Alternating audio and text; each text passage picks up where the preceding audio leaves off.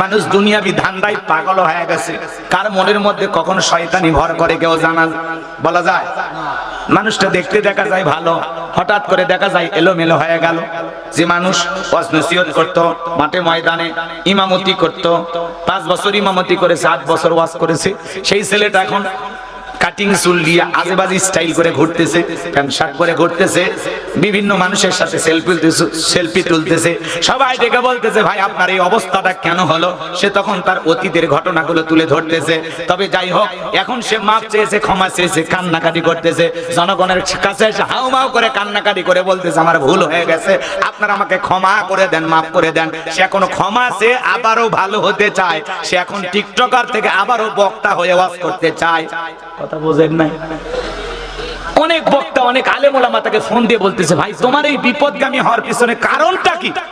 তুমি যে এইভাবে মিসগাইড হইলা, ভুল পথে পরিচালিত হচ্ছ, তোমারে কি ধরেছে?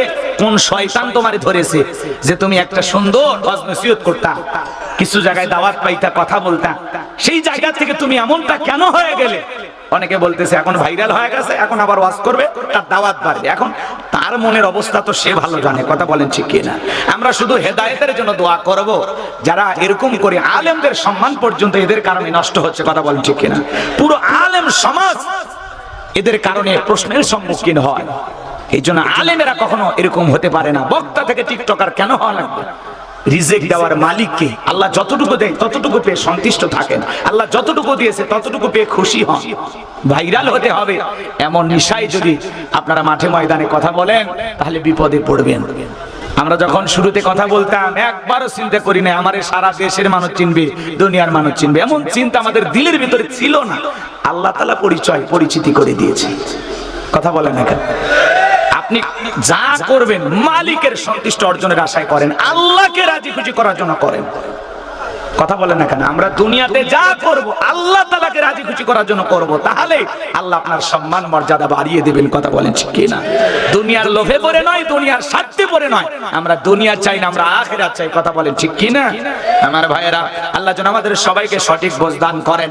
এইবারই বক্তা ভাই টিকটকার হয়ে গেছে, আল্লাহর বান্দা কোন ক্ষমা চেয়ে মাপ চেয়ে আবারও স্বাভাবিক জীবনে ফিরে আসতে চায়, নতুন করে আবার ওয়াজ নসিহত করতে চায়, মানুষের কাছে হাত জোর করে বলতেছে আপনারা আমাকে মাফ করে দেন, আপনারা আমাকে মাফ করে দেন।